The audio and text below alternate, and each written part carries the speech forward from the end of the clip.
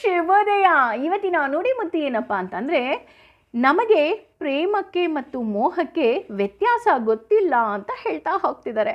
ಯಾವಾಗ ಪ್ರೇಮದಲ್ಲಿ ವ್ಯತ್ಯಾಸ ಆಗುತ್ತೋ ಆಗ ಮೋಹ ಉತ್ಪತ್ತಿಯಾಗತ್ತೆ.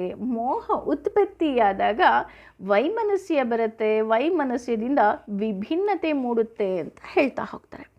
ಇದಕ್ಕೆ ಸುಂದರವಾಗಿ ಉದಾಹರಣೆಯಾಗಿ ಕಾಗೆ ಮತ್ತು ಕೋಗಿಲೆಯನ್ನು ತೆಗೆದುಕೊಳ್ತಿದ್ದಾರೆ.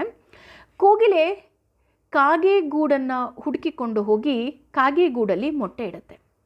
ಕಾಗೆ ಸಮಾನವಾಗಿ ಎಲ್ಲ ಮೊಟ್ಟೆಗಳಿಗೂ ಕಾವು ಕೊಡುತ್ತೆ ಹಾಗೂ ಆ ಮೊಟ್ಟೆ ಒಡೆದು ಮರಿ ಬಂದಾಗ ಸಮಾನವಾಗಿ ಗುಡುಕನ್ನು ಸಹ ಕೊಡುತ್ತೆ. ಆ ಗುಡುಕು ಕೊಡೋವರೆಗೂ ಬಹಳ ಸುಂದರವಾಗಿ ಕಾಗೆ ಎಲ್ಲರನ್ನ ಸಮದೃಷ್ಟಿಯಿಂದ ಶುದ್ಧ ದೃಷ್ಟಿಯಿಂದ ಪ್ರೇಮದಿಂದ ನೋಡ್ಕೊಳ್ತಾ ಇರುತ್ತೆ. ಯಾವಾಗ ಕಾಗೆ ಮರಿಗಳು ಕಾ ಕಾ ಅಂತ ಕೂಗೋದಿಕ್ಕೆ ಶುರು ಮಾಡುತ್ತೋ ಅದೇ ಕೋಗಿಲೆ ಮರಿ ಕುಹು ಕುಹು ಅಂತ ಇಂಪಾಗಿ ಕೂಗೋದಕ್ಕೆ ಶುರು ಮಾಡುತ್ತೆ.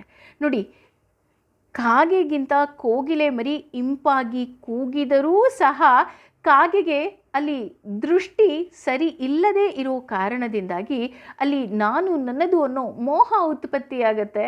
ಹಾಗಾಗಿ ಅದು ಎಷ್ಟೇ ಸುಂದರವಾಗಿ ಕೂಗಿದ್ರೂ ತನ್ನ ಮರಿಗಳು ಅನ್ನೋ ಮೋಹ ಯಾವಾಗ ಬಂತೋ ಆ ಕೋಗಿಲೆಯ ಮರಿಯನ್ನು ತನ್ನ ಗೂಡಿಂದ ಹೊರ ಹಾಕತ್ತೆ. ಎಷ್ಟೋ ಬಾರಿ ಆ ಕೋಗಿಲೆಯ ಮರಿಯನ್ನು ಕುಕ್ಕಿ ಸಾಯಿಸುತ್ತೆ ಅಂತ ಸಲಹೆ ಹೇಳ್ತಾರೆ. ಅಂದರೆ ಇಲ್ಲಿ ನಾನು ಅಂತ ಬಂದೊಡನೆ, ನಾನು ನನ್ನದು ಅಂತ ಬಂತು ಅಂದ ತಕ್ಷಣವೇ ಅದು ಪ್ರೇಮ ಆಗೋದಿಲ್ಲ, ಮೋಹ ಆಗತ್ತೆ. ಎಲ್ಲರೂ ಒಂದೇ ಅನ್ನುವಂತಹ ಸಮಾನ ದೃಷ್ಟಿ ಇದ್ದಾಗ ಮಾತ್ರ ಅಲ್ಲಿ ಪ್ರೇಮ ಮೂಡುತ್ತಂತೆ. ಒಮ್ಮೆ ಯೋಚನೆ ಮಾಡಿ. ಯಾಕೆ ಅಂದರೆ ಈ ಪ್ರಪಂಚದಲ್ಲಿ ಇರುವ ನಾವೆಲ್ಲರೂ ಸಹ ವಸುದೈವ ಕುಟುಂಬಕ್ಕೆ ಸೇರಿದವರು, ಕೃಷ್ಣನ ಕುಟುಂಬ ಕಣ್ರಿ. ಹಾಗಾಗಿ ನಾವೆಲ್ಲರೂ ಸಹ ಅಕ್ಕ ತಂಗಿಯರ ಹಾಗೆ, ಸಹೋದರ ಸಹೋದರಿಯರ ಹಾಗೆ ಬಾಳೋಣ ಹಾಗೂ ಕೃಷ್ಣನಿಗೆ ನಮ್ಮ ಜೀವನವನ್ನು ಸಮರ್ಪಿಸೋಣ.